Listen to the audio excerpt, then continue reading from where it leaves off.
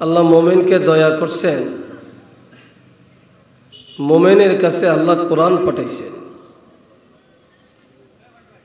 কেমন কোরআন? লাউ আনজালনা হাযাল কুরআন আলা জাবাল, এই 30 পারা কোরআন আমি আল্লাহ যদি পাহাড়ের মধ্যে রাখতাম, লারাআইতাহু, হাবিব আপনি উহাকে দেখতেন, খাশিআম মুতাসাদ্দিআম মিন খাশিয়াতিল্লাহ, আল্লাহর ভয়ে এই কোরআনের ইজ্জতে পাহাড় চূর্ণ বিচূর্ণ ফারা ফারা হয়ে যেত, টুকরা টুকরা হয়ে যেত। আমি আল্লাহ পাহাড়ের মধ্যে কোরআন রাখি না, সাগরের মধ্যে রাখি না, গাছপালার মধ্যে রাখি না। আমি আল্লাহ পশু পাখিকে দেই না। আমি আল্লাহ আপনার রাসূলুল্লাহর উপরে কোরআন নাজিল করলাম। আপনার রাসূল যত দামি, কোরআন তত দামি। আর এই কোরআন পাঠায়া আমি আল্লাহ সকল জাতির উপরে আপনার উম্মতের ইজ্জতকে বাড়ায়া দিলাম। সুবহানাল্লাহ। আপনার উম্মতের ইজ্জত আপনার কারণে আর কোরআনের কারণে আমি আল্লাহ বাড়াইলাম। ওয়া তিলকাল আমসালু নদরিবুহা লিন্নাস, এই দৃষ্টান্তগুলো আমি আল্লাহ এই জন্য মানুষের কাছে উপস্থাপন করি, লাআল্লাহুম ইয়াতাফাক্কারুন, যাতে করে বিশ্ব জগতের মানুষ কোরআন নিয়ে চিন্তা করে, গবেষণা করে, ভাবনা করে, কোরআনকে জানার চেষ্টা করে, বুঝার চেষ্টা করে, এই কোরআনের হেদায়েত যেন তারা অর্জন করতে পারে, কোরআনকে নিয়ামত রহমত হিসাবে গ্রহণ করতে পারে। এই জন্য আমি আল্লাহ মানুষের কাছে দৃষ্টান্ত উপস্থাপন করলাম।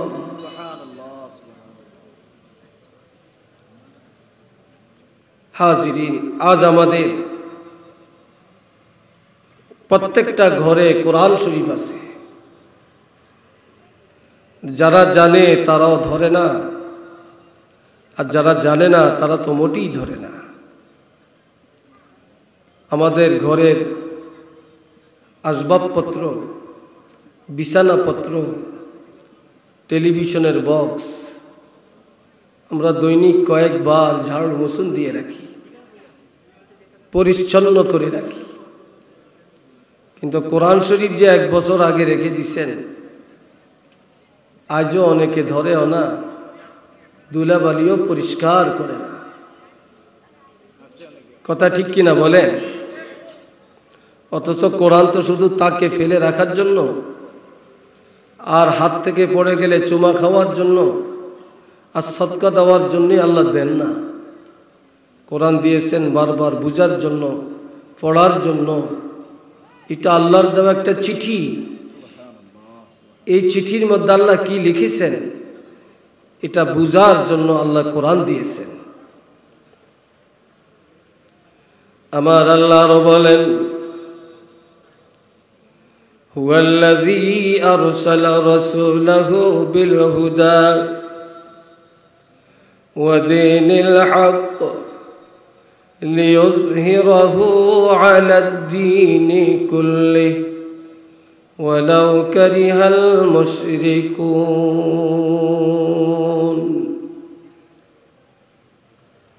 তিনি হলেন আমাদের আল্লাহ, যিনি তার প্রিয় হাবিবকে পাঠালেন।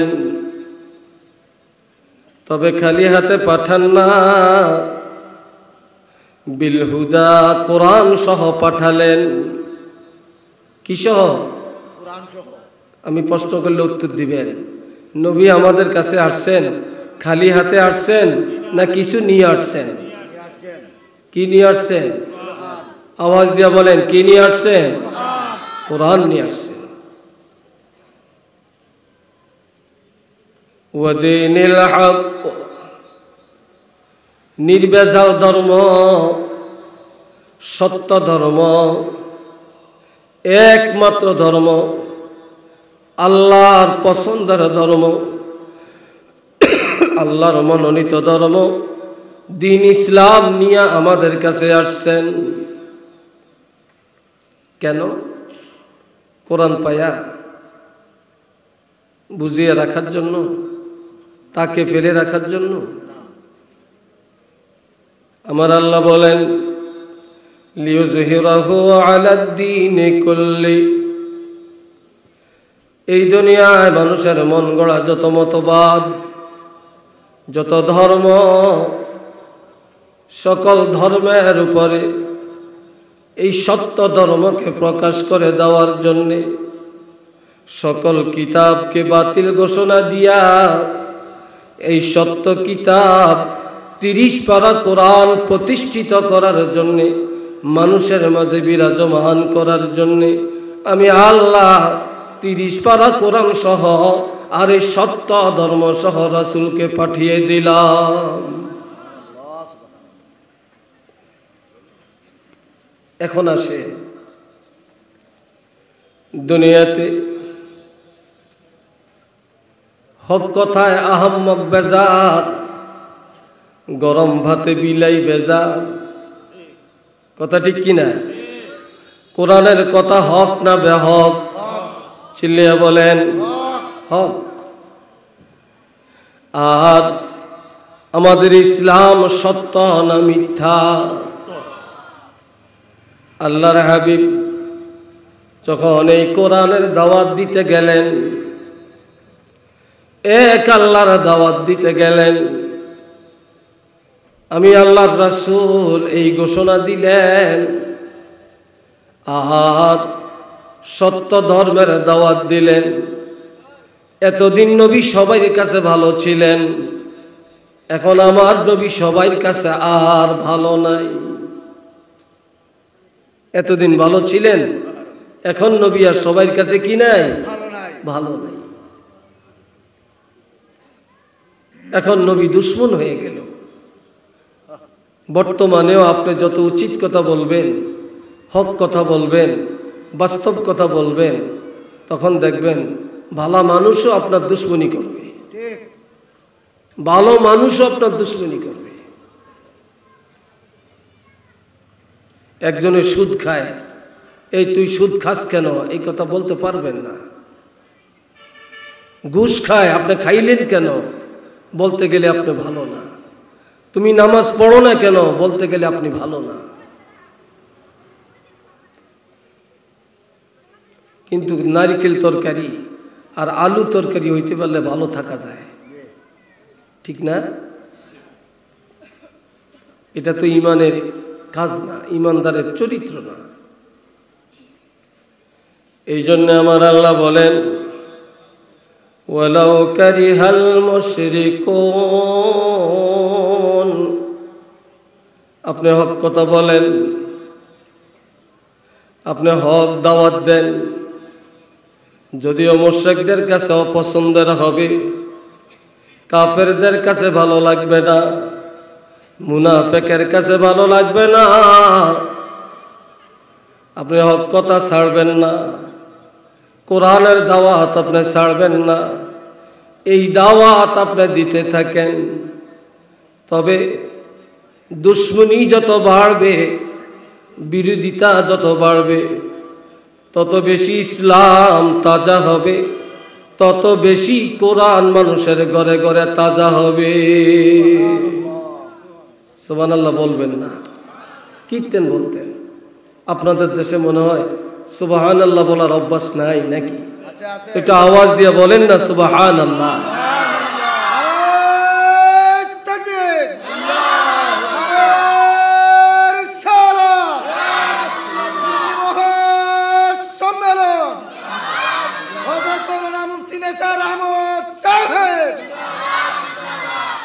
আল্লাহ কবুল করেন, সবাই বলেন আমিন।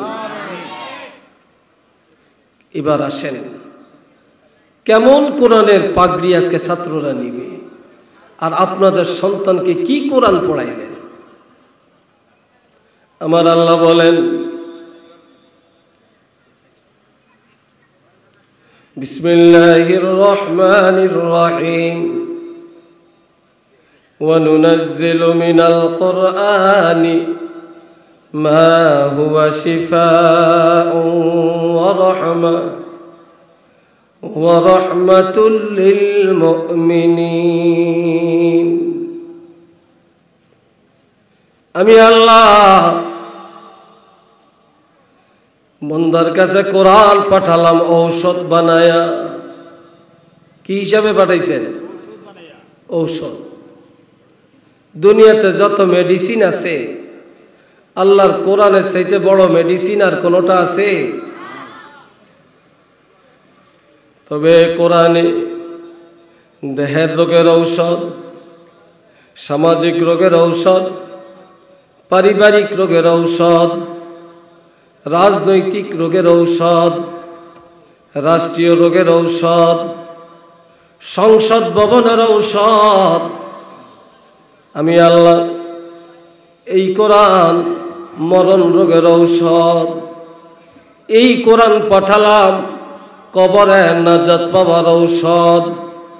এই কোরআন আমি আল্লাহ পাঠালাম কিয়ামতের ময়দানে হাতে ধরে জান্নাতে নেওয়ার ঔষধ। শুধু দেহের রোগের ঔষধ তা না, ওয়া রাহমাতুল লিল মুমিনিন। আর এই কোরআন বেঈমানের জন্য কোনো রহমত আমি পাঠাই না। ইহুদি নাসারার জন্য এটা রহমত না। এই 30 পারা কোরআন যাদের ঈমান আছে তাদের জন্য রহমত। এই কোরআন পাঠালাম মুমিনের জন্য রহমত হিসাবে। মানুষ যেখানেই বিপদে পড়ে যাবে, আল্লাহর কোরআনকে যদি তালাশ করে সমাধান পাবে। মানুষ যেখানেই ফেল করবে, আল্লাহর কোরআন সেখান থেকে ফলো করলে মুক্তি পাবে। মানুষ যেখানে মেডিসিন শেষ হয়ে যাবে, আল্লাহর কোরআন পড়ে পানি পড়া খাইলে, আল্লাহর কোরআন পড়ে দেহের মধ্যে ফু দিলে রোগ মুক্ত হয়ে যাবে। একটু চিল্লিয়ে বলেন না সুবহানাল্লাহ।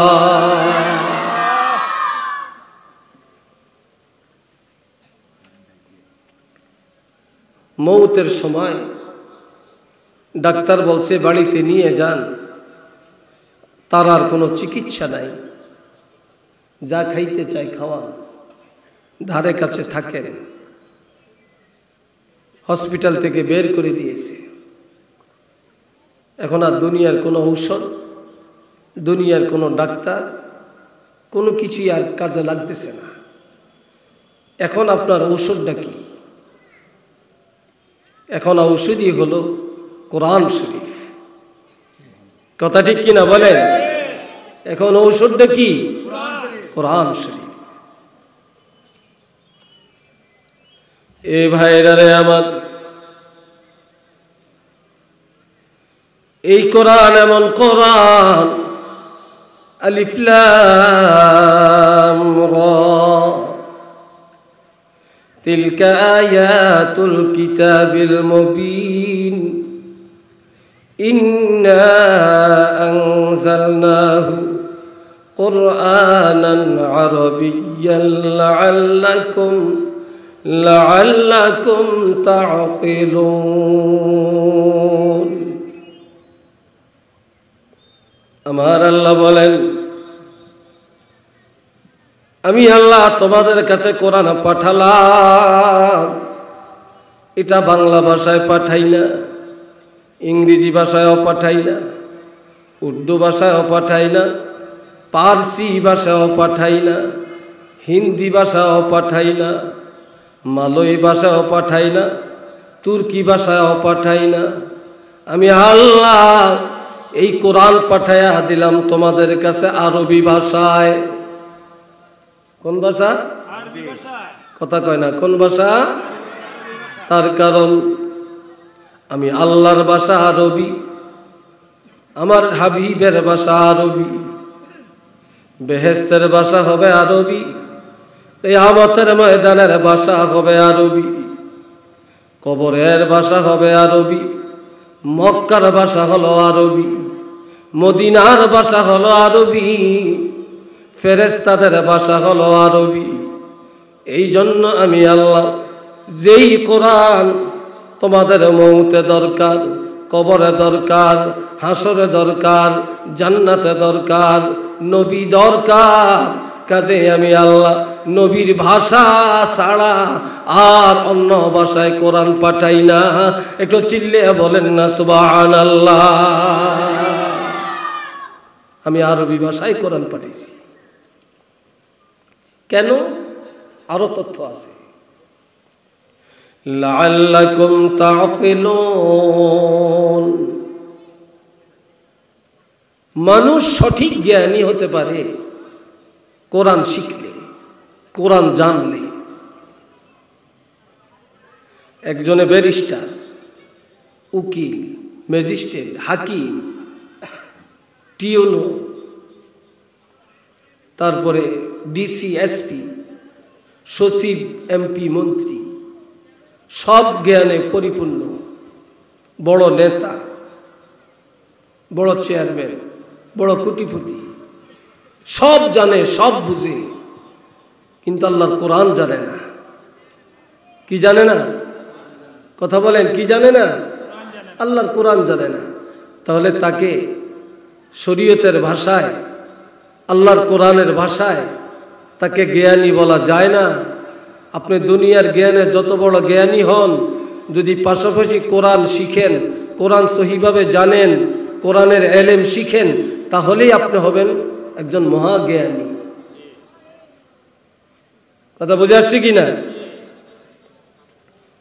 লাআল্লাকুম তাআকিলুন, তোমরা আকলমান হবে। আপনি যদি ব্যবসা করেন, কিভাবে ব্যবসা করেন কোরআন বলে দিবে। আপনি যদি রাজনীতি করেন, কিভাবে করবেন কোরআন বলে দিবে। আপনি যদি বিবাহ করেন, কিভাবে করবেন কোরআন আপনাকে বলে দিবে। আপনি যদি তালাক দেন, কিভাবে দিবেন কোরআন বলে দিবে। আপনি যদি চেয়ারম্যানি করেন, কিভাবে করবেন কোরআন বলে দিবে। আপনি যদি দেশ চালান, কিভাবে চালাবেন কোরআন আপনাকে বলে দিবে। আপনি যদি মেহমানদারি করেন, কিভাবে করবেন কোরআন আপনাকে গাইডলাইন দিবে। আপনি যদি মরে যান, মৃত্যুর পরে কি দায়িত্ব পালন করা লাগবে কোরআন আপনাকে বলে দিবে। এইভাবে এই কোরআন তালাশ করলে সকল জ্ঞান আপনি অর্জন করতে পারবেন। এই জন্যে আমার আল্লাহ বলেন, আমি কোরআন আরবিতে পাঠালাম। কোরআনের ইলম যারা অর্জন করবে তারাই হবে বাস্তবে জ্ঞানী। একটু চিল্লিয়ে বলেন না মারহাবা। আরেকবার বলেন আলহামদুলিল্লাহ। আমার কথা কি আসলে বুঝেন আপনারা? হ্যাঁ, আমার ভাষা বুঝেন তো? আল্লাহ বুঝার তৌফিক দেন কোন আমি। আমার আল্লাহ আরো বলছেন, কিতাবুন উনজিলা ইলাইকা ফালা ইয়াকুন ফি সাদরিকা হারাজুম মিনহু লিতুনজিরা বিহি ওয়া যিকরা লিল মুমিনিন। ও বাবাজিরা রে আমার, আল্লাহর হাবিব এই কোরআন পায়া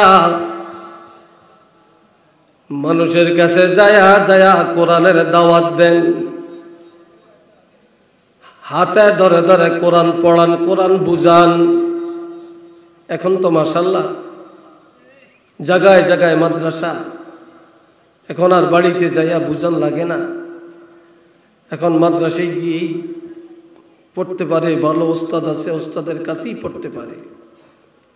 আবার যাদের বয়স 30, 40, 50, 60, 70 হয়ে গেছে, এরা চিন্তা করে আমগো শিশুকাল, জোয়ানকালটা তো এমনিই গেছে, তারপরে মাদ্রাসাও পড়লাম না, কোরআনও ভালো করে পড়লাম না, এখন বুড়া হয়ে গেছি, এখন যদি হুজুরের কাছে যাই, ইমাম সাহেবের কাছে যাই, হাফেজ সাহেবের কাছে যেয়ে বলি আমার একটু মস্ক করান, সূরা ফাতিহা, সূরা ফিল, সূরা কাউসার একটু মস্ক করান, এটা লজ্জার ব্যাপার। এই লজ্জা মনে করিয়া আমরা কেউ যাইতে চাই না, পড়তেও চাই না।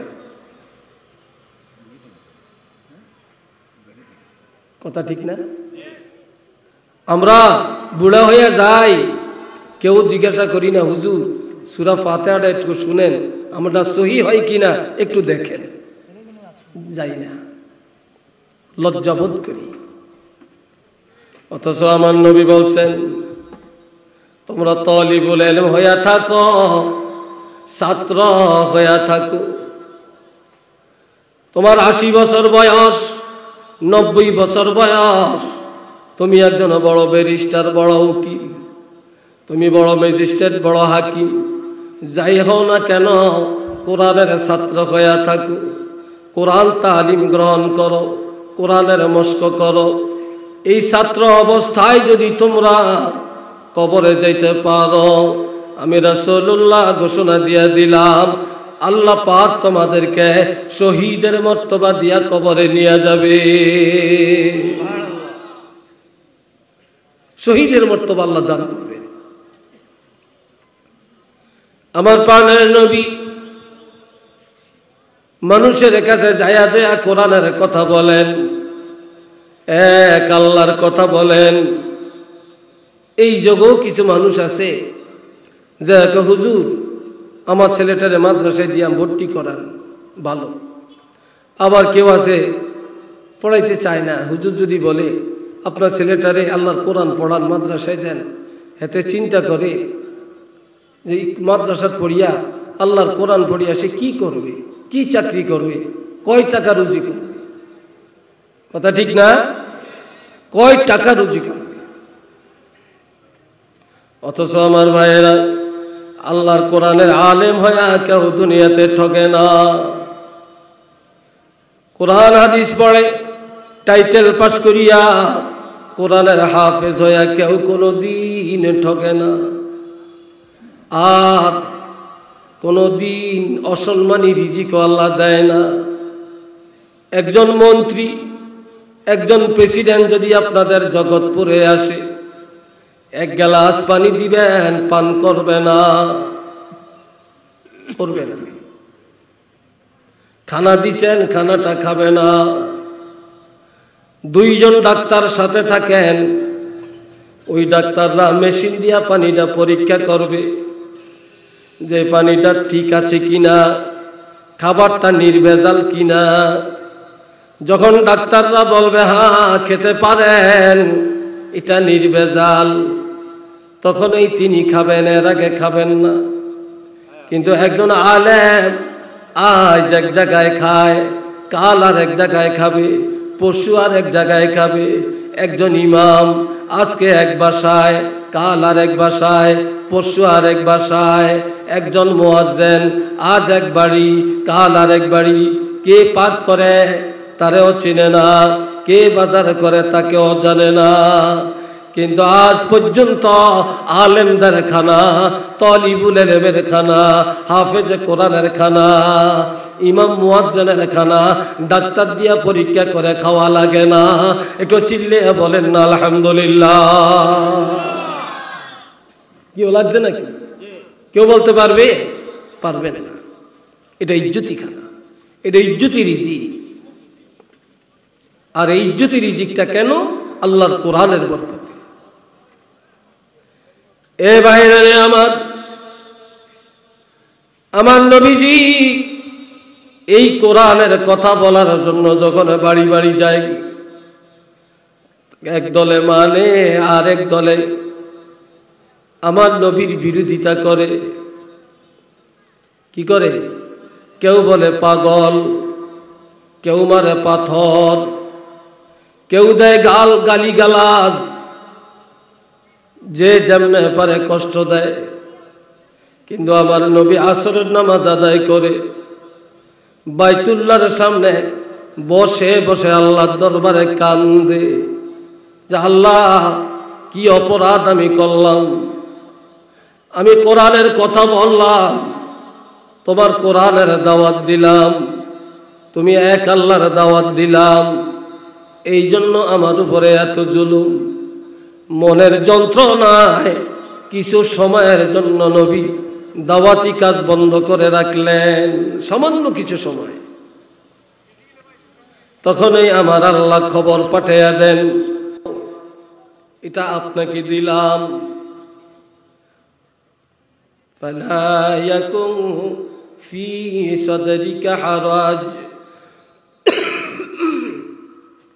এই কিতাবের আলোকে দাওয়াত দেওয়ার ক্ষেত্রে, এই কিতাবের কথা বলার ক্ষেত্রে আপনার অন্তরে সংকীর্ণতা রাখা উচিত নয়।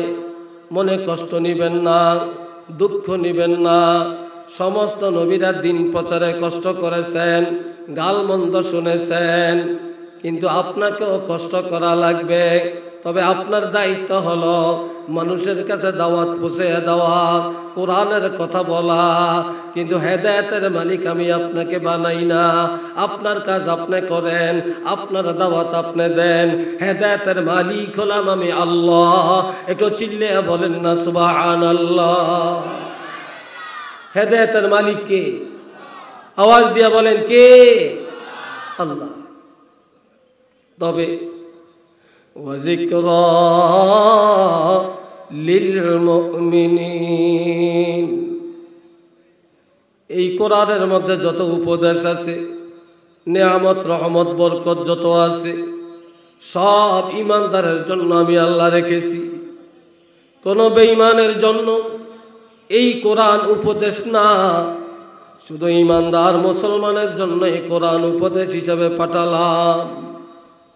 এই কোরআনের মধ্যে ইমানদারের জন্য নামাজের উপদেশ, রোজার উপদেশ, হজের উপদেশ, জাকাতের উপদেশ, বিবাহের উপদেশ, তালাকের উপদেশ, সমাজ ব্যবস্থার উপদেশ, ব্যবসার উপদেশ, এরপরে বন্টন নামা, কে কতটুকু পাবেন, সব আমি আল্লাহ এই উপদেশগুলা ইমানদারের জন্য 30 পারা কোরআনের মধ্যে সাজিয়ে রাখলাম।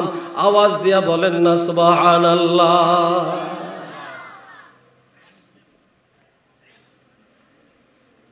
আজ আসেন, কোরআন পায়া আমার নবী কি দায়িত্ব পালন করছেন।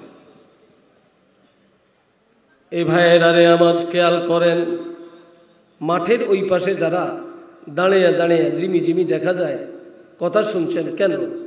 বসার জায়গা নাই আপনাদের? আপনারা ওখানে যে বসেও রয়েছেন, এটা কেন করলেন? আপনি এখানে আসেন, এখানে বসেন, এখানে বসেন, চলে আসেন। আমি মুসাফির, আমি আপনাদের মেহমান, আর আপনারা মেজবান। ডাকবেন আপনারা আমাকে, আর আমার ডাকতে হয় আপনাদেরকে। কেন? আসেন, আদব রক্ষা করেন, আদব রক্ষা করেন, এটার যাজা আপনি পাবেন। সবাই মহাব্বতে পড়েন সাল্লাল্লাহু আলা সাল্লাল্লাহু আলাইহি সাল্লাল্লাহু আলা মুহাম্মদ সাল্লাল্লাহু। আল্লাহ, সবাই একবার বলেন আলহামদুলিল্লাহ, আরেকবার বলেন আলহামদুলিল্লাহ।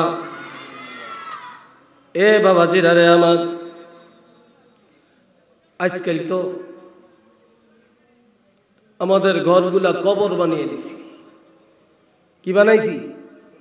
জোরে বলেন, কি বানাইছি? বলে হুজুর কবর কেমনে?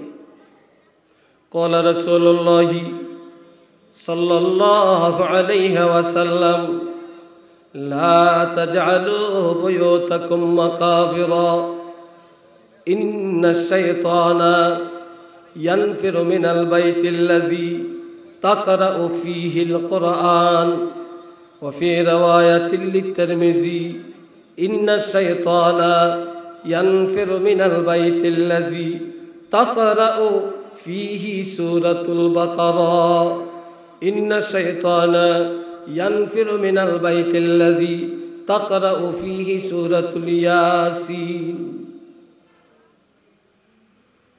শুনেন আর দোয়া করেন আমার প্রত্যেকটা কথার পিছনে যেন দলিল থাকে, আমি যেন মন গড়া কোনো কথা, দলিলের বাহিরি কোনো কথা আমার মুখ দিয়ে যেন আল্লাহ না আনে। বলেন না আমিন। আর একবার বলেন না আমিন। এ বাবা জিরারে আমার নবীজি বলেন, ঈমানদারেরা তোমাদের ঘরগুলা কবর বানায়ো না। কি বানায়ো না? গোরস্থান বানায়ো না। এটা কেন বললেন? সবাই আমার দিকে চায়। এতক্ষণ যাই নরম সরম কথা কইছি, এখন আর নরম চলবে না। আমারে দেখছে খুব নরম, তো বয়স্ক মনে হয়। আমি খুব ইন্টারেস্টেড ফরওয়ার্ড লোক। বসছেন, আদবের সাথে বসবেন, কথা শুনবেন, ইখলাসের সাথে শুনবেন, আমলের নিয়তে শুনবেন। সগর বগর করা ঠিক হবে না। এ ভাইরা রে আমার, নবীজি বলছেন ঘরের কবর বানাইও না, কারণ কবরে নামাজ নাই, কবরে তেলাওয়াত নাই, কবরে আজান নাই, কবরে একামত নাই, কবরে জিকির নাই, কবরে দুরুদ নাই, কবরে মিলাদ নাই। আসেনি? জোরে বলেন আছে? তাহলে যেই ঘরে কোরআন তেলাওয়াত নাই, যেই ঘরে নামাজ নাই, যেই ঘরে জিকির নাই, যেই ঘরে ইবাদত নাই, এই ঘরটাও কবর। কথা ঠিক কিনা? এই ঘরটাও কি? এটা কবর। তবে আমার রাসূল বলছেন যে ঘরে প্রতিদিন কোরআন তেলাওয়াত করা হয়, ওই ঘরের থেকে শয়তান দূর হয়ে যায়, আযাব গজব দূর হয়ে যায়, হিংসা দূর হয়ে যায়, ওই ঘর আল্লাহর রহমতে পরিপূর্ণ হয়ে যায়। আরেক হাদিসে রাসূল বলছেন, এটা তিরমিজি শরীফের হাদিস, ইন্নাশ শাইতানা ইয়ানফিরু মিনাল বাইতিল্লাযী তাকরাউ ফীহি সূরাতুল বাকারা ওয়া সূরাতুল ইয়াসিন। যে ঘরে প্রতিদিন সূরা বাকারা তেলাওয়াত করা হয়, সূরা ইয়াসিন তেলাওয়াত করা হয়, ওই ঘর থেকে শয়তান চলে যায়, আযাব চলে যায়, গজব চলে যায়, ফিতনা চলে যায়, মহব্বত আসিয়া যায়, পরস্পরের মধ্যে আন্তরিকতা তৈরি হয়, আল্লাহর রহমত আর বরকত পরিপূর্ণ হয়ে যায়। একটু চিল্লে বলেন না সুবহানাল্লাহ।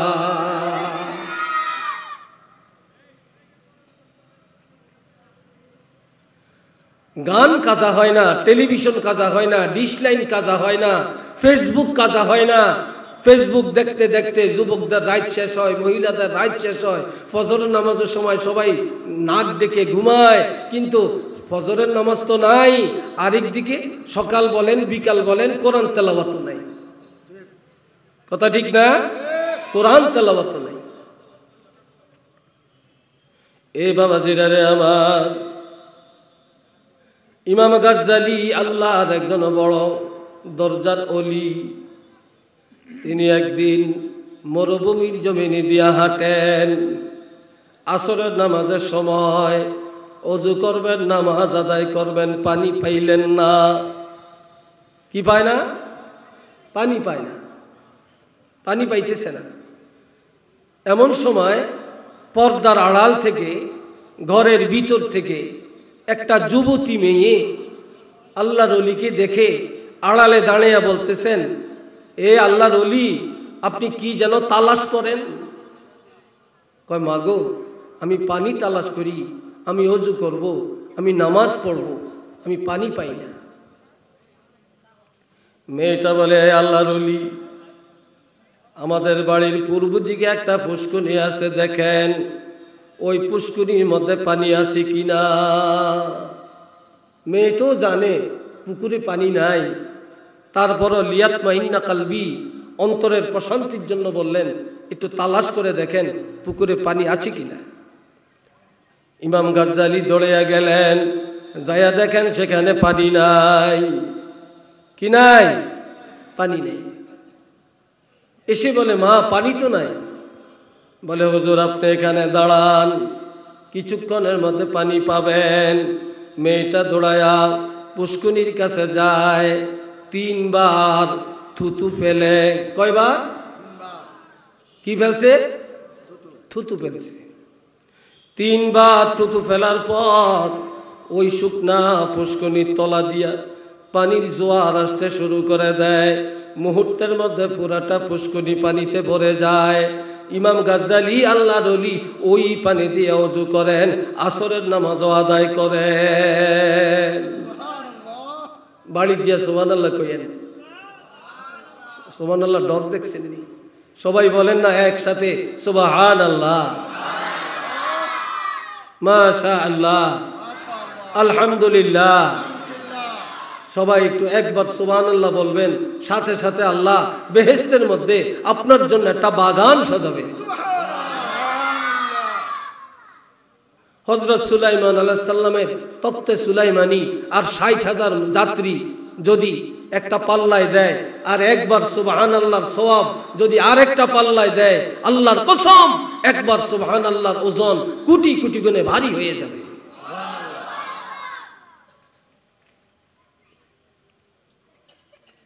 আল্লাহ বুখারী শরীফে হাদিস আছে, ক্বালা রাসূলুল্লাহি সাল্লাল্লাহু আলাইহি ওয়াসাল্লাম, সুবহানাল্লাহি নাসফুল মিজান ওয়ালহামদুলিল্লাহি তামলাউল মিজান ওয়া লা ইলাহা ইল্লাল্লাহু ওয়াল্লাহু আকবার তামলাউ মা বাইনাস সামাই ওয়াল আরদ।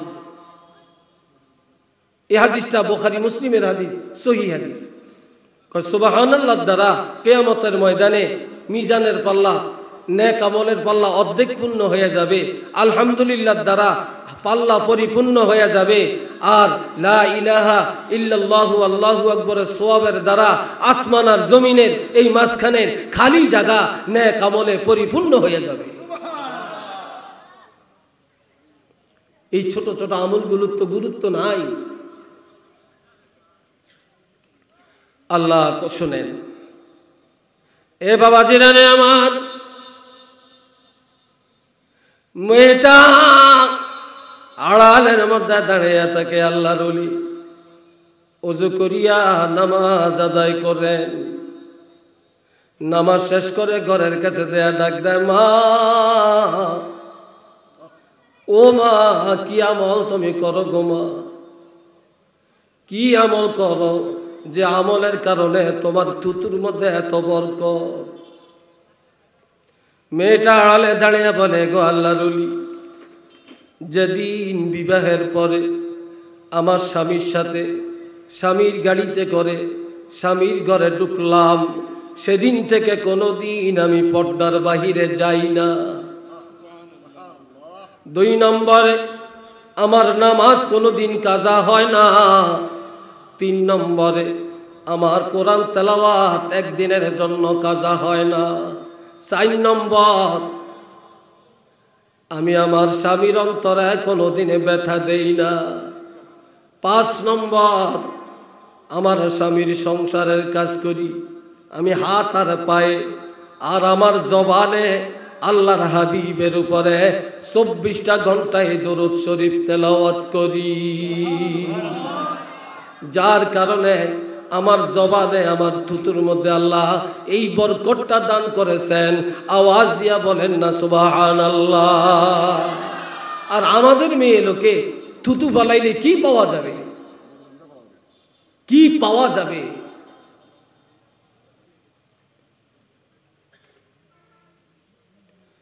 আল্লাহ বাবাজিরা রে আমার, তো বলতেছিলাম আমার প্রাণের নবী রাহমাতুল লিল আলামিন,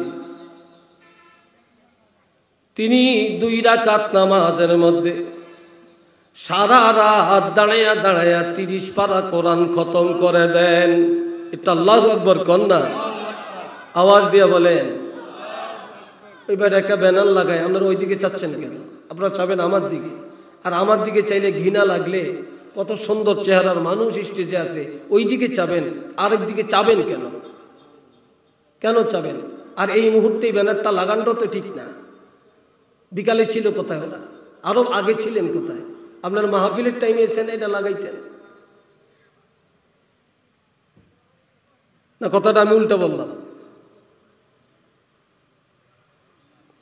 আল্লাহ বাবাজিরা খেয়াল করেন, আদবে আউলিয়া বেয়াদবে দেউলিয়া, এখলাস ছাড়া কোনো ইবাদত হয় না, এখলাস ছাড়া আল্লাহকে পাওয়া যায় না, এখলাস ছাড়া নবীকে পাওয়া যায় না, এখলাস ছাড়া ওয়াজের জায়গায় থাকে, ওয়াজ কোনো আমলে আসে না।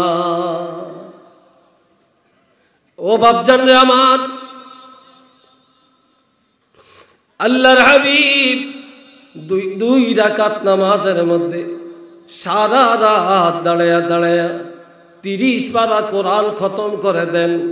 ফজরের আজান, নবীর কোরআন খতম হয়ে যায়, ফজরের আজান শোনা যায়। সারা রাত নবীর ঘুম নাই। এইদিকে আমার নবী, যেই ইহুদিরা নবীরে মানে না, নাসারা নবীকে মানে না, তারা দেওয়ালের পাশে আসিয়া দাঁড়ায় রাত্রিবেলায়, কান লাগায়া নবীজির জবান মোবারকের তেলাওয়াত শুনে। অথচ দিনে গালমন্দ দিছে, পাগল বলছে, দোকাবাজ বলছে, রাত্রিবেলায় আইসা নবীর তেলাওয়াত শুনতেছে। এখন ইহুদি দেখতেছে নাসারা আসতেছে, পেশ করে বলে, নবী যেন না শুনে তুমি কেন আসছো? নাসারা বলে ইহুদিরে, তুমি আসছো কেন? ইহুদি বলে, আমি আসছি এই নবীর জবান মোবারকে কোরআন শোনার জন্য। বলে, তুমি আসছো কেন? আমি ওই জন্য আসছি। বলে, তুমি না এই নবীরে গালি দিছ? ইহুদি নাসারাকে বলে, আমি তো একা দেই না, তুমিও দিছ, তো কেন আসছ? এখন একজন আর একজনের সাথে বলে, ভাই যদিও নবীরে দেখতে পারি না, যদিও নবীর কথা মানি না, যদিও গালমন্দ করি, তারপরেও এই নবী রাত্রিবেলায় যখন দাঁড়াইয়া দাঁড়াইয়া কোরআন পড়ে এত মজা পাওয়া যায়।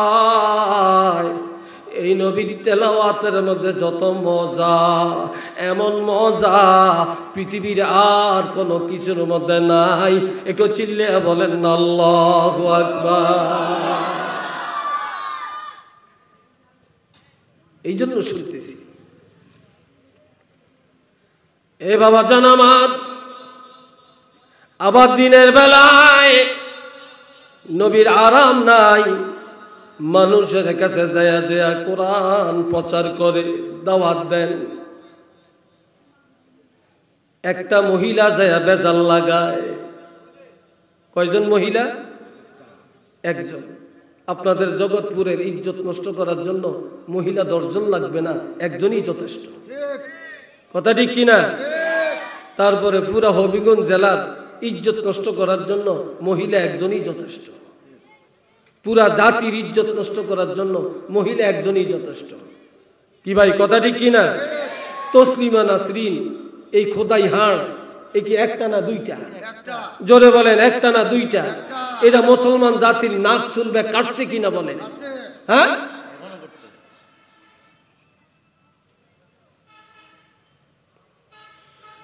এই মহিলা নিজের নবীর একান্ত আপন। আবু লাহাবের স্ত্রী, নাম হইল উম্মে জামিলা, এর অর্থ হইল রঙ্গিলার মা, রূপসীর মা, নবীর চাচি। এই মহিলা যায় বলতেছে, মুহাম্মদ তোমাদের কাছে কি খবর নিয়ে আসছে? বলে, মুহাম্মদ এক আল্লাহর দাওয়াত দেন, মুহাম্মদ রাসূল এই দাওয়াতটা দেন, আর সুন্দর একখানা কিতাবের দাওয়াত দেন।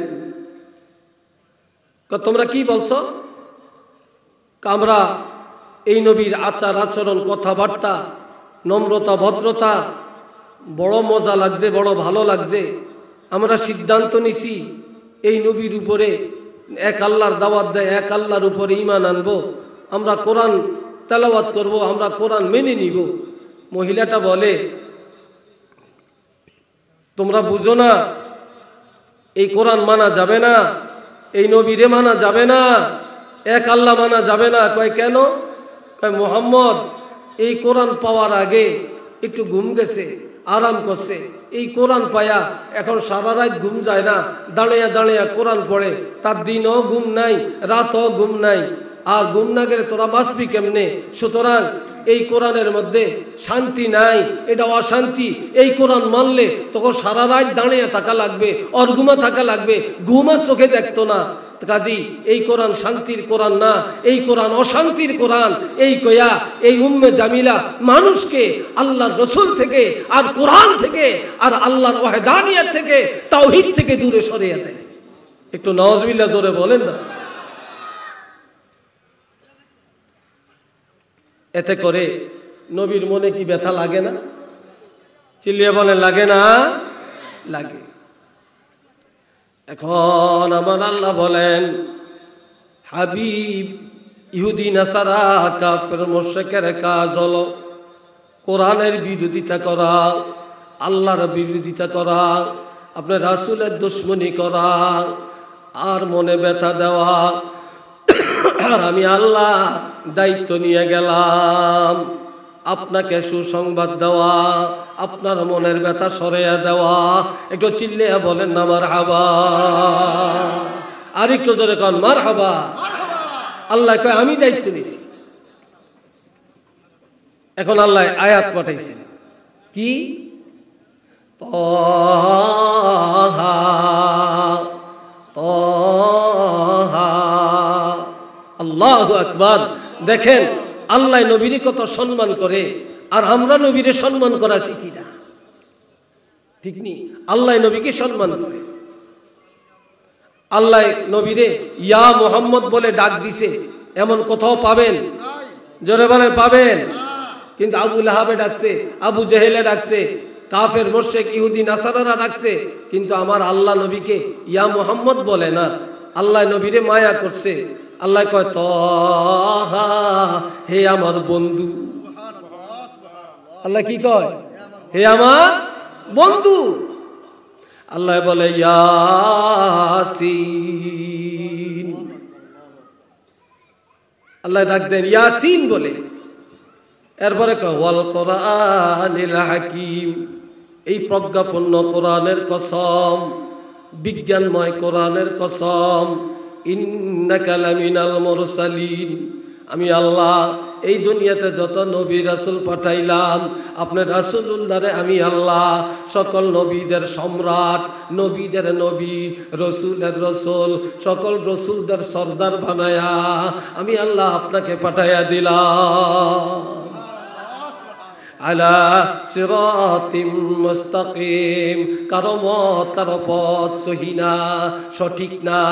আপনার মত, আপনার বিধান, আপনার রাস্তা, আপনার আদর্শ, আপনার কথা সব সঠিক পথের মধ্যে আছে। একটু চিল্লিয়ে বলেন না মারহাবা। আল্লাহ কয় আপনি সঠিক পথের মধ্যে আছেন। আল্লাহ তো এখন আল্লাহ বলেন, আরেক জায়গায় ডাক দিছেন আল্লাহ নবীরে, ইয়া আইয়ুহাল মুজাম্মিল। জামলুন শব্দের অর্থ হইল কম্বল। কম্বল কম্বল চিনি না আমরা? চাদর চাদর চাদর।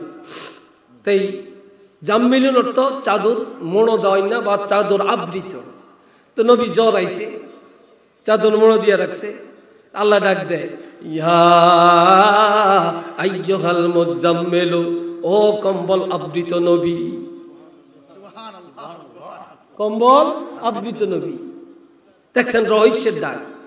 এবার গরম লাগছে, কম্বল খুলে ফেলছে, খুইলা এটারে বাউ করিয়া ইয়া করিয়া এবার এইভাবে কম্বলটা লইয়া হাঁটতেছে। আমরা তো এরকম চাদর যখন গরম লাগে তখন খুইলা এটা বাউ করে আমরা বোটে আমরা এইভাবে রেখে হাঁটি, ঠিক না?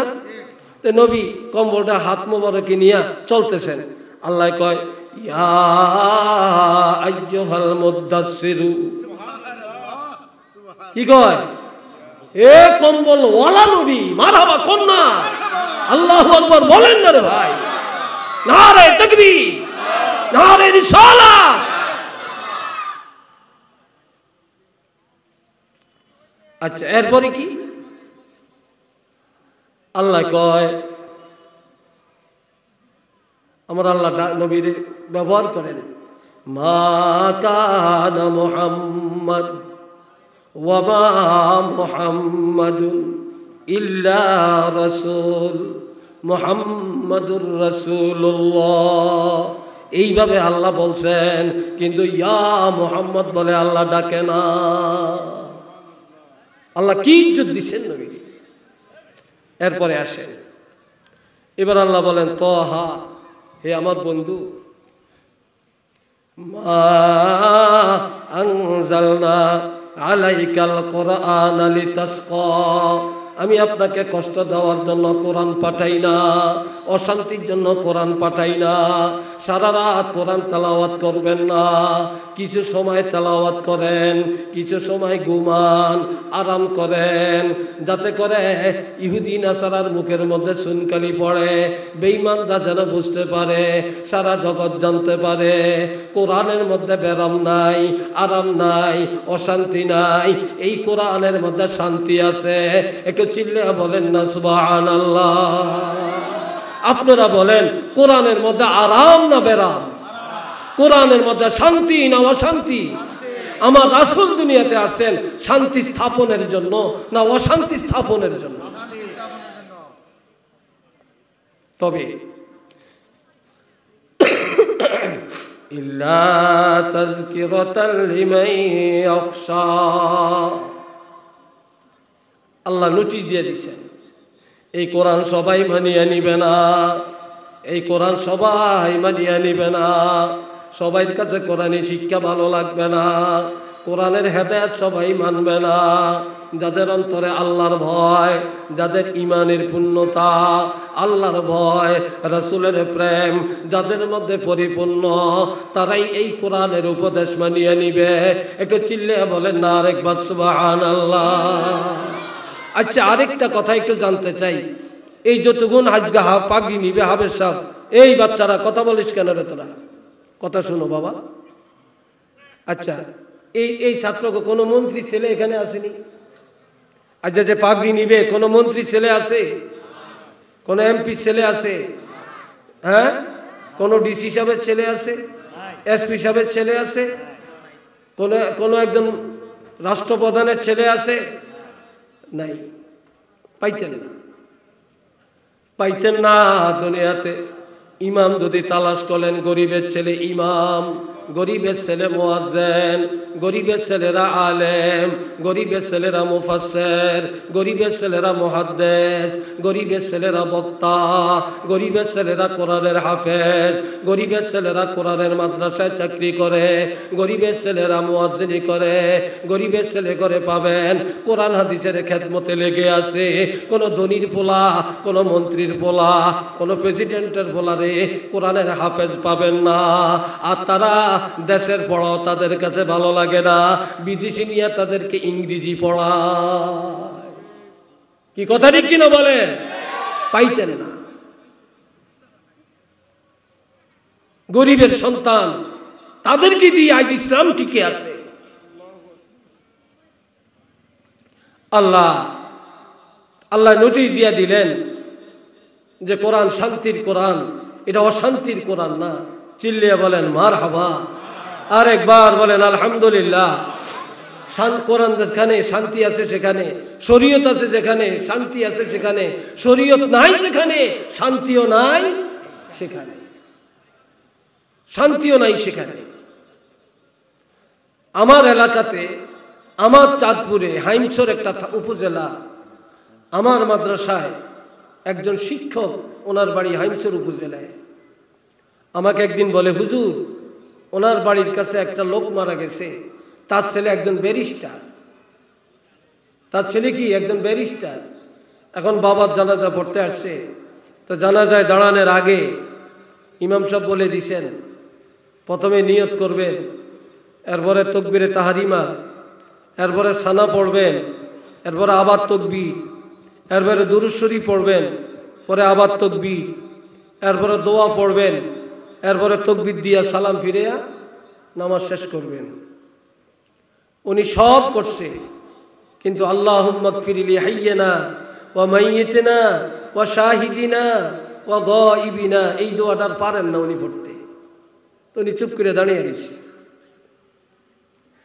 জানাজার নামাজ শেষ হয়ে যাওয়ার পরে ব্যারিস্টার তার বাবাকে মাটি দেয় আর কান্দে, এমন কান্না, বেসামাল কান্না, ইজ্জত কেমন। তখন নবী চুপ করে রয়েছেন। আল্লাহ কোরআনের আয়াত পাঠাইলেন, ওহী পাঠাইলেন, কি সূরা ওয়াকিআর মধ্যে, ইন্নাহু লাকুরআনুন কারীম। একটু আলহামদুলিল্লাহ বলেন না, আরো আস্তে কোন, সবাই বলেন আলহামদুলিল্লাহ। আল্লাহ নিজে ঘোষণা দিছেন, আমি কোরআন পাঠাইছি, এটা সবচেয়ে দামি, সবচেয়ে সম্মানী, সবচেয়ে ইজ্জতওয়ালা, সবচেয়ে বুজুর্গওয়ালা কিতাব এই কোরআন শরীফ। সকল কিতাবের উপরে, সকল কিছুর উপরে মর্যাদা রাখে এই কোরআন আমি পাঠাইছি, এটা সবচেয়ে দামি কিতাব। শুধু কোরআন দামি তা না, এই কোরআনের হাফিজগুনের দাম কত। আল্লাহ, ও হাফেজ সাহেবের বাবা, হাফেজ সাহেবের মা কত ভাগ্যবান, কত ভাগ্যবান। ক্বালা রাসূলুল্লাহ সাল্লাল্লাহু আলাইহি ওয়াসাল্লাম, ইন্নাল আলিমা আও মুতাআল্লিমা ইযা মাররা আলা ক্বরিয়াতিন ইউরফাউ আনহু আযাবুল কবরি 40 ইয়াওমা। ও বাবা জিরারে আমার রাসূল বলেন, কোন একজন কোরআনের আলেম অথবা একজন তালিবুল ইলম, কোরআনের পাখি, কোরআনের আলেম যদি কোনো এলাকায় অবস্থান করে, কোন গ্রামে দিয়া রাস্তা দিয়া হেঁটে যায়, ওই এলাকার কবরের আযাব আমার আল্লাহ 40 দিনের জন্য উঠাইয়া নিয়ে যায়। কতদিন? 40 দিন। আর কোন কবরে একবার যদি আযাব আল্লাহ বন্ধ করে দেয় গো, ওই কবরে পুনরায় আযাব দিতে আমার আল্লাহর কাছে লজ্জা লাগে। এই উসিলায় কিয়ামত পর্যন্ত আমার আল্লাহ কবরের আযাব ক্ষমা করে দিতে পারে। কত নেতা রাস্তা দিয়া যায়, কত এমপি যায়, চেয়ারম্যান যায়, মন্ত্রী যায়, কত নেতা যায়, কত ধনী যায়, কিন্তু এই কথা বলার সুযোগ কারো নাই। কিন্তু এই ছাত্ররা যখন এই গ্রামে দিয়ে হাঁটাহাঁটি করে, একজন হাফেজ সাহেব, একজন ইমাম সাহেব, একজন কারি সাহেব যদি রাস্তা দিয়া হাঁটে, ওই এলাকার কবরের আযাব আমার আল্লাহ ক্ষমা করে দেন, উঠাইয়া নিয়ে যায়। আওয়াজ দিয়া বলেন না আলহামদুলিল্লাহ। আর একটু জোরে কন। ও ভাইরা রে আমার, এটাই নয়, একজন কোরআনের হাফেজ কিয়ামতের ময়দানে 10 জন জাহান্নামীকে সুপারিশ করে জান্নাতে নিয়ে যাবেন। চিল্লিয়া বলেন কয়জন? আওয়াজ দিয়া কয় না, আরো জোরে বলেন। 10 জন জাহান্নামীকে সুপারিশ করে জান্নাতে নিয়ে যাবেন। তবে হাফেজ সাহেবরা, আমি অনুরোধ করে যাই, হাফেজে তোমরা আলেম হইবা, হাফেজে তোমরা কিতাব পড়বা, তাফসীর পড়বা, হাদিস পড়বা, যোগ্য আলেম হইবা। কোরআনের হাফেজ যদি আলেম হয়, এর চেয়ে মর্যাদার কারণ নাই। কিয়ামতের ময়দানে একজন হাফেজ কোরআন, একজন আলেমের ইজ্জত সবার উপরে থাকবে। আল্লাহ পাক ফেরেশতা করে বলবে, একটা নূরের মিম্বার আনিয়া দে। ওই নূরের মিম্বারের মধ্যে আলেমরা দলে দলে দাঁড়াইয়া যাবে। শহীদেরা, গাজীরা, সাহাবীরা, নবীরা ঈর্ষা করবে এরা কারা, এত মর্যাদা। তখন ফেরেশতারা বলে দিবে এরা আখিরি জামানার নবী রহমাতুল লিল আলামিন নবীর উম্মতের মধ্যে যারা আলেম, যারা কি, যারা আলেম। এবার আলেমের বাবা জাহান্নামী, মা জাহান্নামী, দাদা জাহান্নামী, দাদি জাহান্নামী, নানা নানি জাহান্নামী, শ্বশুর শাশুড়ি জাহান্নামী, ভাই বোন জাহান্নামী, আবার প্রতিবেশী জাহান্নামী, আবার লজিং মাস্টারও জাহান্নামী, যার ঘরে খানা খায়া মাদ্রাসায় লেখাপড়া করছে সেও জাহান্নামী, যেই মহিলা লজিং মিস্ট্রেস পাক করিয়া খাওয়াইছে সেও জাহান্নামী। কিয়ামতের ময়দানে তারা সবাই আলেমকে তালাশ করবে। এবার মা যে বলবে ছেলে রে আমি তোমার মা, আমি জাহান্নামী রে ছেলে। ছেলে বলবে আমি চিনি না। মা পরিচয় দেবে চিনো না, তোমার বাবা ছিল গরিব আর আমিও গরিবের স্ত্রী, অথবা তোমার বাবা আমি শিশুকালে মারা গেছে, তোমার এতিম রাখিয়া গেছে, তোমার দিকে চায়া আমি আর কোনো স্বামী গ্রহণ করি না, আমি তোমারে লেখাপড়া করাইছি, মানুষের ঘরে কাজ করছি, ওই টাকা দিয়া তোমারে মানুষ বানাইছি। সে বলবে মা পরিচয় পাইলাম, আপনার ডাইন পাশে দাঁড়ান। বাবা দেয়া বলবে আমি জাহান্নামী। বলবে আপনি কে?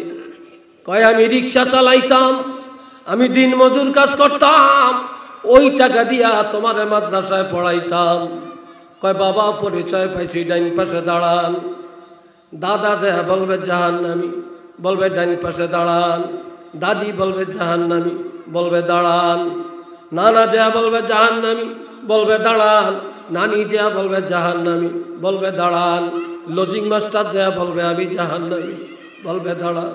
লজিং মিস্ট্রেস বলবে বাইরে বাতিজা তুমি আমার চাষি আম্মা বলতা আমার ছেলের মতো তোমারে রান্না বান্না করিয়া খাওয়ায়া, গরম খানা খাওয়ায়া মাদ্রাসায় পাঠাইতাম, আমি তোমার সেই চাষি আম্মা। কয় দাঁড়ান। ভাই বোন যা বলবে ভাইরে তুমি মাদ্রাসায় পড়ছো আমরা খুশি, আজ আমরা জাহান্নামী। কইব দাঁড়ান। এইভাবে বন্ধু যা বলবে আমি জাহান্নামী, বলবে দাঁড়াও। এইভাবে কিয়ামতের ময়দানে একজন হাফেজে কোরআন, শুধুমাত্র আলেম যদি হয়, হাফেজ না হয়, তাহলে নিচে 40,000 সুপারিশ করে জান্নাতে নিয়ে যাবেন। আর হাফেজ যদি আলেম হয়, আমার রাসূল বলেছেন কিয়ামতের ময়দানে মা বাপ, দাদা দাদি, নানা নানি, শ্বশুর শাশুড়ি, আত্মীয় স্বজন, প্রতিবেশী, বন্ধু বান্ধব সহ 80,000 জাহান্নামীকে জান্নাতে নিয়ে যাইতে পারবেন। একটু চিল্লিয়া বলেন না আল্লাহু আকবার।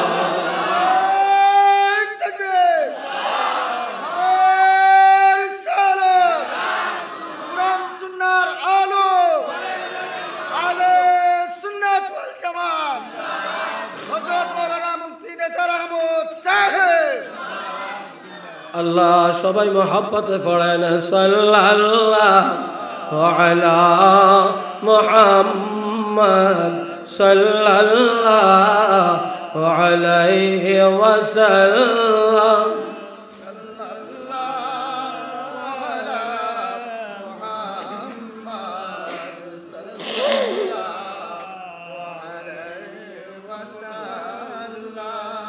আওয়াজ দিয়া বলেন সাল্লাল্লাহু সাল্লাল্লাহু আলাইহি সাল্লাল্লাহু আলা মুহাম্মদ সাল্লাল্লাহু ইন্নাহু লাকুরআনুন কারীম। এটা সম্মানী কিতাব। আর এই কিতাবের ইলম যারা অর্জন করে, এই কিতাবের হাফেজ কোরআন যারা, তাদের সম্মান দুনিয়াতে সবচেয়ে বেশি। আচ্ছা, আমরা যে মসজিদে নামাজ পড়ি, এই যে আপনাদের মসজিদ, এটা কি আসল বাইতুল্লাহ না বাইতুল্লাহর শাখা? হ্যাঁ, এটা বাইতুল্লাহর শাখা। আসল বাইতুল্লাহ হলো মক্কা শরীফ। কথা ঠিক নেই? আসল বাইতুল্লাহ কোথায়? মক্কা শরীফ। আমগো এই মসজিদের সামনে রাইখা নামাজ পড়লে নামাজ হবে নি? এটা কোনো এটারে ক্যাবলা বানিয়ে যদি নামাজ পড়েন হবে? হবে না। এই পৃথিবীতে যত মসজিদ আছে সব মসজিদের ক্যাবলা কোথায়? বাইতুল্লাহ। এটা কোথায়? মক্কা শরীফ। আর যত মসজিদ সব মসজিদ হলো বাইতুল্লাহর শাখা। ঠিক নেই? আচ্ছা, কোরআনের বাড়ি কোথায়? জোরে বলেন, কোথায়? লৌহে মাহফুজ। আমরা কি লৌহে মাহফুজ দেখছি? জোরে বলেন, দেখছি? লৌহে মাহফুজে 30 পারা কোরআন সংরক্ষণ করা আছে। কিন্তু আমার ভাইরা, লৌহে মাহফুজ হলো একটা, কিন্তু এই দুনিয়ায় যত কোরআনের হাফেজ, সব কোরআনের হাফেজের কলব বা রুহটা হলো লৌহে মাহফুজের শাখা।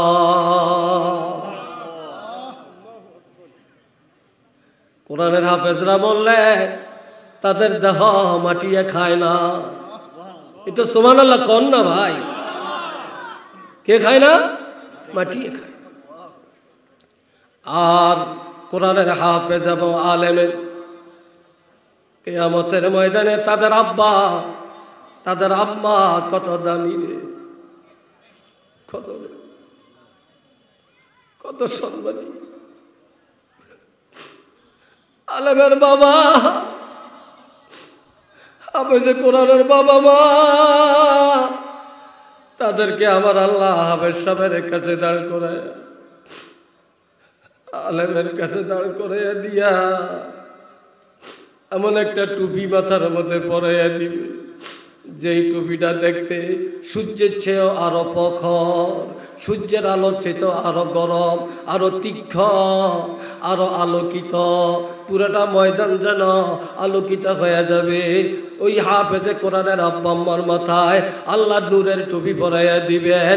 এটা চিল্লে বলেন না আল্লাহু আকবার।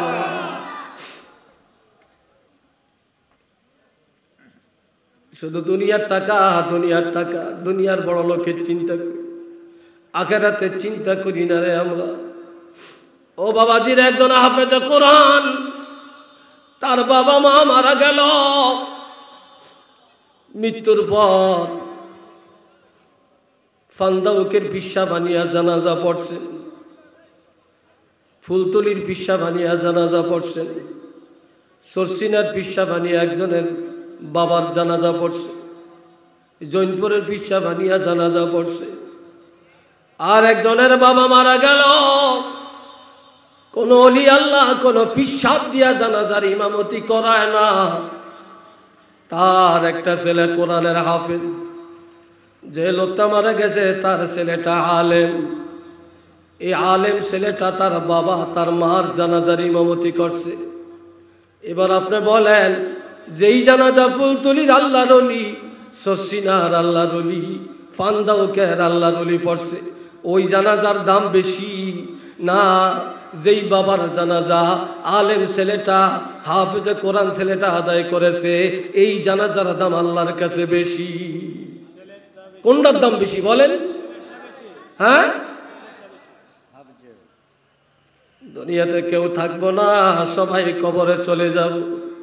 তবে দোয়াগির সন্তান রেখে যান, জানাজা পড়েন না সন্তান রেখে যান। একজন হাফেজ কোরআন, একজন আলেম যখন মা বাবা কবরের কাছে যায় দাঁড়ায়, দাঁড়ানোর সাথে সাথে আলেমের ইজ্জতের দিকে তাকায়া আমার আল্লাহ ওই কবরের আযাবটা বন্ধ করে দেন। আর ওই হাফেজ সাহেব যদি সূরা ফাতিহা, সূরা ইখলাস, দুরূদ শরীফ পড়িয়া আল্লাহর দরবারে হাত বাড়ায়, আল্লাহ পাক কিয়ামত পর্যন্ত ওই কবরটা জান্নাতের বাগান বানিয়ে দেন। একটু চিল্লে বলেন না মারহাবা। এমন দোয়াগির সন্তান, এমন হাফেজ কোরআন, এমন আলেম আমরা দুনিয়ার জমিনে রাখিয়া যাইতে চাই কি না? একটু হাত তুলিয়া দেখাইতে পারবেন আল্লাহ রে? সবাই একটু বলেন আল্লাহু আকবার। নারে তাকবীর, নারে রিসালাত। আল্লাহ কবুল করেন। আওয়াজ দিয়া সবাই বলেন আমিন। আর একটু জোরে কোন আমিন। এখন জিবরিল এসে বললেন ইন্নাহু লাকুরআনুন কারীম ফি কিতাবিম মাকনুন। এই কোরআন লৌহে মাহফুজে গোপন ভান্ডারে সংরক্ষিত কিতাব। দুনিয়াতে বর্তমানে সিটারের শত্রু কম, সুদখোরের শত্রু কম, বাটপারের শত্রু কম, জালেমের শত্রু কম, মৃত্যুকের শত্রু কম, জিনাখোরের শত্রু কম, চোর বদমাইশ ডাকাইতের শত্রু কম। কিন্তু ভালা মানুষ আর আলিম উলামা, ইমাম মুয়াজ্জিন, পরহেজগার দরবেশ এগো শত্রুর সমাজে অভাব নাই। কি কথা ঠিক কিনা বলেন? এদের শত্রুর অভাব নাই। আপনি যত ভালো কাজ করবেন তত বেশি দুশ্মনী, আর আপনি যত খারাপ কাজ করবেন দেখবেন আপনার দুশ্মনী নাই। এই দুনিয়াতে তত গীবত বলেন, শেকায়েত বলেন, বদনাম বলেন, কুৎসা রটানো বলেন, এগুলা অধিকাংশ দেখবেন ভালা মানুষের পিছনে। কি কথা ঠিক কিনা? ভালা মানুষের পিছনে। আল্লাহ এই দুনিয়ার সব আলেম করে যদি ব্রাশ ফায়ার করে মেরে ফেলা হয়, এই দুনিয়ার সমস্ত ইমাম মুয়াজ্জিনদেরকে যদি জবাই করে দেওয়া হয়, দুনিয়ার সমস্ত হাফেজে কোরআনদেরকে একটা ঘরে ঢুকায়া আগুন দিয়া যদি পোড়াইয়া শেষ করে দেয়, সমস্ত কোরআন যদি এক জায়গায় করে মহাসাগরে ফেলে দেয়, আল্লাহর কসম করে বলতে পারি এরপরে কোরআন ধ্বংস হবে না, কোরআন ধ্বংস হবে না, হবে না, হবে না। কেননা আল্লাহ বলেছেন ইন্না নাহনু নাজ্জালনা যিকরা ওয়া ইন্না লাহু লাহাফিজুন। কোরআন নাজিল করেছি আমি আল্লাহ, আর এই কোরআন হেফাজতের জিম্মাদার আমি আল্লাহ। উচ্চ আওয়াজে বলেন না সুবহানাল্লাহ।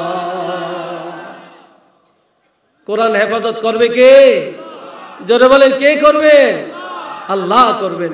তবে কার টাকা দিয়া, কার বুদ্ধি দিয়া, কার মেধা দিয়া, কার জমিনে আল্লাহ মাদ্রাসা প্রতিষ্ঠা করবেন এটা আল্লাহই ভালো জানেন।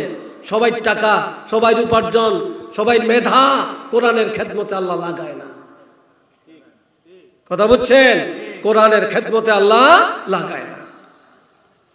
এ বাবা জিরারে আমার, লা ইয়ামাসসুহু ইল্লাল মুতাহহারুন। এই কোরআন পবিত্রতা ছাড়া ধরা যায় না। কেন বললেন এটা? কোরআন পবিত্রতা ছাড়া ধরা যাবে না, কারণ কোরআন পবিত্র। কোরআনে মানুষকে পবিত্র বানায়, কোরআন পরিবারকে পবিত্র বানায়, কোরআন আত্মাকে পবিত্র বানায়, কোরআন সমাজকে পবিত্র বানায়, কোরআন রাষ্ট্রকে পবিত্র বানায়, কোরআন বিচার কার্যকে পবিত্র বানায়, কোরআন আইন বিভাগকে পবিত্র বানায়, কোরআন বিবাহ মজলিসকে পবিত্র বানায়, কোরআনে মৃত্যুটাকে পবিত্র বানায়, কবরটাকে পবিত্র বানায়। আর ওই কোরআন পবিত্রতা ছাড়া ধরার কোনো উপায় নেই। কোরআন ধরতে হলে পবিত্রতা লাগবে। এখন এই কোরআন আসছে কোত্থেকে? তানজিলুম মির রাব্বিল আলামিন। আমার আল্লাহ বলেন এটা বিশ্ব জগতের প্রতিপালক আল্লাহর পক্ষ থেকে এই কোরআন আল্লাহ পাঠাইছেন। এটা কোনো গাছে ধরে না, এটা বাতাসে উড়ে আসে না, এটা সাগরের পানি দিয়ে আসে না, এটা মাটি ফেটে উঠে না। এই কোরআন আল্লাহ পাঠাইছেন। এই কোরআন কে পাঠাইছে? এই কোরআন আল্লাহর পক্ষ থেকে আসছেন। এবারে আসেন, আল্লাহ নবীরই কি বলছেন? কষ্ট হয় নাকি আপনাদের? বিরক্ত ভাবছেন নাকি আপনারা? আল্লাহ কবুল করক। সবাই বলেন আমিন। আমি এই পর্যন্ত আমি এই দিক সেদিক ওই দিক কোনো কথা বলি না, আমি সরাসরি আলোচনার মধ্যেই আছি। আর দোয়া করেন আমার এই আলোচনা আল্লাহ যেন কবুল করেন। বলেন আমিন। আর একটু জোরে বলেন আমিন। আমিও আমার এক ছেলে হাফেজ বানাইছি, আল্লাহ যেন কবুল করে। কোন আমি আমার ওই ছেলে হাফেজ হয়ে এরপরে মাদ্রাসায় দাখিল, আলিম, ফাজিল, কামিল পাশ করছে, এরপরে ইসলামী ইউনিভার্সিটি থেকে অনার্স মাস্টার্স করছে, এরপর সৌদি আরবের থেকে অ্যারাবিকের উপরে এমফিল করে আসছে। এখন সে একটা কামিল মাদ্রাসার মুহাদ্দিসের দায়িত্ব পালন করতেছে। আপনাদের সন্তানকে আলেম বানাবেন, আলেম বানাবেন, শুধু হাফেজ পড়ে ক্ষান্ত হবেন না। কথা বুঝে আসছে কিনা? আর আপনারা আলেম বানাতে হলে যেরকম চিকিৎসা করলে টাকা লাগে, বাড়ি করলে টাকা লাগে, তারপরে কোথাও গেলে ভাড়া লাগে, তারপরে আপনার মেহমানদারি করলে টাকা লাগে, আপনার ভদ্রতা অর্জন করলে টাকা লাগে, অনুরূপভাবে দুনিয়াতে প্রতিষ্ঠিত হতে হলে টাকা লাগে। আপনার ছেলেটাকে ভালো হাফেজ বানাবেন, আপনার ছেলেটাকে ভালো আলেম বানাবেন, তার পিছনে আপনাকে টাকা খরচ করা লাগবে, তা না হলে পারবেন না। কাজী মাংনা হবে না, মাংনা হয় না, মাংনা চিন্তা করলে পাবেন না, মাংনা জিনিস হয় না, টাকা লাগে, টাকা লাগে। আপনার মনে চাইছে গোশ খাইতেন, গোশ খাবেন না, ডাল ভাত খাবেন, ছেলের পিছনে টাকা খরচ করবেন। আপনার মনে চাইছে বোয়াল মাছ খাইতেন, বোয়াল মাছ কিনবেন না, গুড়া মাছ কিনে খাবেন, বোয়াল মাছের টাকা দিয়া সন্তানের লেখাপড়ার খরচ দিবেন। আপনার মনে চাইছে বিল্ডিং করতেন, আপনি টিনের ঘরে থাকেন, আপনার বিল্ডিং এর টাকা দিয়া সন্তানকে মানুষ করেন। আপনার সন্তানই সবচেয়ে বড় সম্পদ। কি বলেন, কথা ঠিক কিনা? এই সন্তানই সবচেয়ে বড় সম্পদ। আজ আমরা টাকা খরচ করতে চাই না। আল্লাহ, এখন আসেন বাইতুল্লাহ শরীফে এক রাকাত নামাজ পড়লে কত রাকাতের সওয়াব হয়? বলেন কত রাকাত? 1 লাখ। কারণ কি? একবার সুবহানাল্লাহ বললে 1 লক্ষ সুবহানাল্লাহ সওয়াব হয়। প্রত্যেকটা নেক আমল লক্ষ গুণ বেশি সওয়াব। কারণ কি? মক্কা শরীফ আল্লাহ কোরআন নাজিল করছেন, আর মক্কা শরীফ আল্লাহর হাবিবের আগমন। কথা ঠিক কিনা? যার কারণে মক্কা মুআজ্জামার ইজ্জত আল্লাহ বাড়াইছেন। মদিনা শরীফ 1 রাকাত নামাজ পড়লে কত রাকাতের সওয়াব? 50,000। এক হাদিসে আছে 1000, আবার 50,000, আবার যতটা ইবাদত 50,000 গুণ বেশি। কারণ মদিনায় রাসূল হিজরত করে গেলেন, মদিনার রাসূলের রওজা শরীফ, মদিনায় যাওয়ার পর আল্লাহ কোরআন অবতীর্ণ করছেন, যেই সূরাগুলোর নাম মাদানী সূরা। এই জন্য মদিনার দাম আল্লাহ বাড়াইছেন। আচ্ছা, মক্কা শরীফ একটা পাহাড় আছে, যেই পাহাড়টার নাম ছিল গারে হেরা, ওই পাহাড়টার নাম বর্তমানে কি বলতে পারেন? পারেন হয়তো বলেন না, আমি বললে আমার সাথে একমত হবেন। ওই গারে হেরা পাহাড়টার নাম হইল জাবালে নূর। বলেন কি নাম? জাবালে নূর। এই জাবালে নূর, এই পাহাড়টা অনেকে উঠছেন, আমি উঠেছি 2000 সালে। এখন আর উঠতে পারি না, এখন থেকে আর ওই শক্তি আছে নাকি? হাজিরিন, ওই পাহাড়ে সর্বপ্রথম আল্লাহ কোরআন নাজিল করছেন। সুবহানাল্লাহ কন্যা, এটা মারহাবা কন্যা, আলহামদুলিল্লাহ বলেন না, আল্লাহু আকবার। আল্লাহ কোরআন নাজিল করছেন কি? ইকরা বিসমি রাব্বিকাল্লাযী খালাক, খালাকাল ইনসানা মিন আলাক, ইকরা ওয়া রাব্বুকাল আকরাম, আল্লাযী আল্লামা বিল কলম, আল্লামাল ইনসানা মা লাম ইয়ালাম। এই আয়াতগুলো আল্লাহ, এই 5টা আয়াত সর্বপ্রথম সেখানে আল্লাহ অবতীর্ণ করছেন। কোরআনের এক নাম নূর। জোরে বলেন, কোরআনের এক নাম কি? কোরআনের 52টা নাম। জোরে বলেন, কয়টা নাম? আমরা জানি 1, 2টা বা 3টা। কোরআনের 52টা নাম, তার মধ্যে এক নাম হইল নূর, এক নাম হিকমা, আরেক নাম বয়ান, আরেক নাম তানজিল, আরেক নাম মুনাজ্জাল, আরেক নাম কালাম, আরেক নাম কিতাব। এইভাবে কোরআনের 52টা নাম আছে। তো কোরআনের এক নাম নূর। আর আমার নবী কি? কথা কয় না, জোরে বলে নবী কি? তা কোরআন দুই নূরের মিলন ঘটছে যেই পাহাড়ে। নবীর জবান মোবারকে বলছেন, এই পাহাড় এখন থেকে আর গারে হেরা নয়, এই পাহাড় এখন থেকে জাবালে নূর। এটা নূরের পাহাড়। এটা কিসের পাহাড়? এটা নূরের পাহাড়। এটা চিল্লিয়ে বলেন না সুবহানাল্লাহ। আচ্ছা, নবীর মেয়ে ঘরে নূর বলা হয়েছে, নবীর মেয়ের নূর বলা হয়েছে, এটা জানেন আপনারা? আচ্ছা, হযরত ওসমান গনি রাদিয়াল্লাহু আমার নবীর কয় কন্যা বিয়ে করছিলেন? চিল্লিয়ে বলেন, কয় কন্যা? 2 কন্যা বিয়ে করছেন। তো এই জন্য হযরত ওসমান গনির লকব রাসূল বলছেন হযরত ওসমান গনি জিন্নুরাইন, হযরত ওসমান গনি জিন্নুরাইন, হযরত ওসমান গনি দুইটা নূরের অধিকারী। একটু সুবহানাল্লাহ কন্যা। তাহলে এই দুইটা নূর বলতে কি? নবীর দুই কন্যা। তো নবীর দুই কন্যাকে যদি নূর বলা হয় আর গারে হেরাকে যদি নূর বলা হয়, নূরের পাহাড় বলা হয়, তাহলে আমার নবীকে কি মাটির নবী বলবো না নূরের নবী বলবো? জোরে বলেন কি নবী বলবো? একটু হাত তুলে দেখান, আল্লাহ দেখো।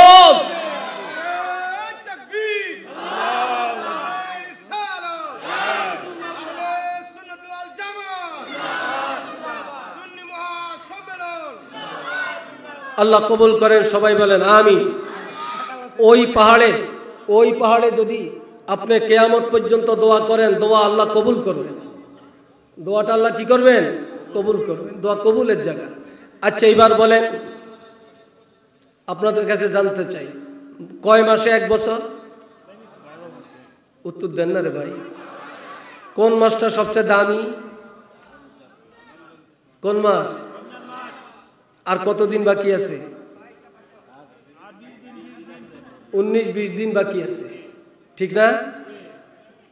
কেউ খুশি রমজান আইতেছে, আর কারো কলজা ফাইটা যাইতেছে, রোজাত কেমনে কি হবে, ঠিক না? কারো কলজা ফেটে যাইতেছে। কত মানুষের গ্যাস্ট্রিক, হিল্লার ব্যারাম, তারপরে পিত্তের ব্যারাম, অসুস্থ, গুড়ায়। আবার কত মানুষ ঘরে খায়া দাঁত মাজ্জা বাহিরে যে রোজাদার দেখাইব, ধোকা দিব মানুষের, আছে না? আবার কত দোকানদার, কত হোটেলওয়ালার মাথা গরম, রমজান মাসে কেমনে দরজা দিয়া মানুষেরা খাওয়াইব, সোরের লাঞ্চ কিভাবে ব্যবসা করব, মাথা গরম। অথচ রমজান মাস রহমতেরও মাস, বরকতেরও মাস, নাজাতের মাস, মাগফিরাতের মাস। এটা চিল্লিয়া কোন সুবহানাল্লাহ। তাহলে রমজান মাসের বরকত কার হাতে? নাজাত কার হাতে? মাগফিরাত কার হাতে? আল্লাহর হাতে। এই রমজান মাসের এত দাম। রমজান মাসে কেউ কোনো ইমানদার মুসলমান হাজারো গুনার বোঝা নিয়ে যদি মরে, রমজানের দিকে তাকায়া আল্লাহ তার কবর আযাব মাফ করে দেন। রমজান মাসে একটা ফরজ আদায় করলে 70টা ফরজের সওয়াব আল্লাহ দান করেন। একটা সুন্নত বা একটা নফল আদায় করলে একটা ফরজের সওয়াব আল্লাহ দান করেন। রমজান মাসে 1 টাকা দান করলে 700 টাকা দানের সওয়াব আল্লাহ দান করেন। রমজান মাসে কোরআনের একটা হরফ তেলাওয়াত করলে 700 হরফ তেলাওয়াতের সওয়াব আল্লাহ দান করেন। এত ইজ্জত রমজান মাসে। এত ইজ্জত কেন? এই সম্মানটা কেন? শাহরু রমাদানাল্লাযী উনজিলা ফীহিল কুরআন। রমজান মাস কোরআন নাজিলের মাস। এই মাসে আল্লাহ কোরআন নাজিল করেছেন। কোরআনের ইজ্জতের দিকে তাকায় আমার আল্লাহ রমজান মাসের ইজ্জত বাড়াইয়া দিয়েছেন। আল্লাহু আকবার। আচ্ছা, রমজান মাসে একটা রাত আছে, সেই রাতটার নাম কি? লাইলাতুল, এই যুবকরা বলো, লাইলাতুল কদর। 1 রাত জাগিয়ে ইবাদত করলে কত বছরের সওয়াব? 84 বা 83 বছর বা 84 বছর 4 মাস। কথা বলছেন? কোন হিসাবে 83 বছর 4 মাস হয়। এই 83 বছর 4 মাস একটানা যেন আপনি ইবাদত করলেন। আমগো হায়াত আল্লাহ কমাইছে, কিন্তু আমগো ইবাদতের বরকত আল্লাহ বাড়াইছে। কেন? কোরআন নাজিলের কারণে। এই রাত্রে আল্লাহ 30 পারা কোরআন বাইতুল আতিক, দুনিয়ার আসমানে একটা মসজিদ, ওই মসজিদে 30 পারা কোরআন আল্লাহ একসাথে নাজিল করছেন। একটু চিল্লিয়া কন্যা সুবহানাল্লাহ। আল্লাহ একসাথে নাজিল করছেন, যার জন্য এই রাত্রের ইজ্জত আল্লাহ বাড়িয়ে দিয়েছেন। এবারে আসেন আমার ভাইরা, আপনাদের দেশে কাঠ রাস্তায় পড়ে থাকে, কাঠ রাস্তায় পড়ে থাকে।